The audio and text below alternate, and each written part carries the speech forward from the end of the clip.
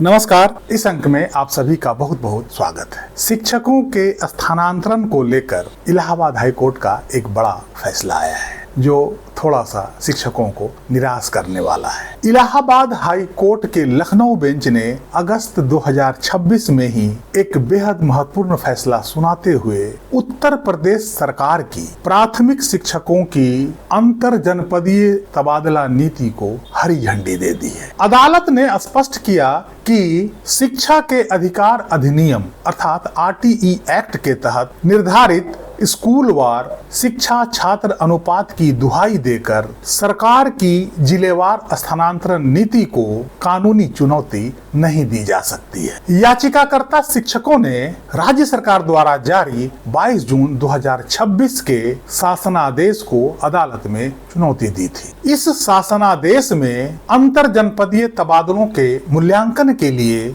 जिलेवार छात्र शिक्षक अनुपात तय किया गया था। वहीं शिक्षकों की दलील थी कि RTE एक्ट 2009 के नियमों के अनुसार छात्र शिक्षक अनुपात की गणना स्कूलवार और कक्षावार होनी चाहिए, न कि पूरे जिले के आधार पर। उनका कहना था कि जिलेवार आंकड़े जारी होने से वे यह सही ढंग से तय नहीं कर पा रहे हैं कि वे स्थानांतरण के लिए किस विशिष्ट स्थान या स्कूल का चयन करें। उत्तर प्रदेश सरकार की इस विशिष्ट नीति के तहत यदि पति पत्नी दोनों बेसिक स्कूलों में शिक्षक हैं तो स्थानांतरण के आवेदन पर विचार करने के लिए उस जिले को प्राथमिकता दी जाती है जहां PTR कम होता है अर्थात शिक्षक छात्र अनुपात कम होता है। इसी विवाद को सुलझाने के लिए यह मामला इलाहाबाद हाई कोर्ट पहुंचा। इलाहाबाद हाई कोर्ट की लखनऊ बेंच में इस मामले की सुनवाई कर रहे थे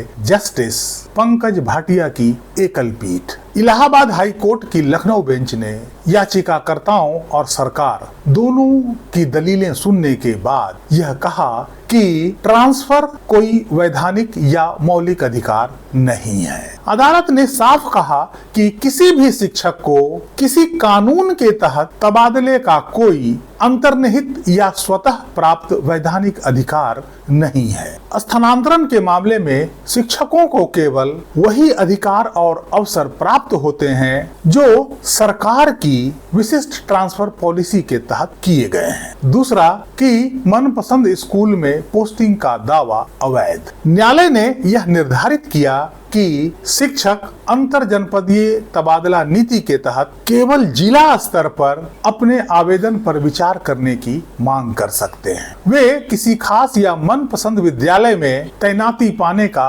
कानूनी दावा नहीं ठोक सकते। न्यायालय ने आगे कहा कि RTE एक्ट के PTR और ट्रांसफर नीति के PTR में बड़ा अंतर है। कोर्ट ने दोनों के उद्देश्यों को अलग अलग बताते हुए विस्तृत वर्गीकरण किया। RTE एक्ट में PTR का उद्देश्य स्कूलों में पढ़ाई के स्तर को सुधारने के लिए जमीनी स्तर पर पर्याप्त शिक्षक उपलब्ध कराना है। वहीं ट्रांसफर पॉलिसी में PTR का उद्देश्य विशुद्ध रूप से प्रशासनिक सुविधा होता है। राज्य सरकार ने जिलावार PTR के आंकड़े विशुद्ध रूप से प्रशासनिक सुविधा को बढ़ाने के लिए जुटाए हैं ताकि यह तय किया जा सके कि बाहर से आने वाले शिक्षकों को किस जिला में भेजा जा सके। प्रशासनिक सुविधा के लिए जिलेवार PTR का उपयोग करने से RTE एक्ट के तहत आवश्यक स्कूल स्तरीय PTR नियमों का उल्लंघन नहीं होता है। कोर्ट ने आगे कहा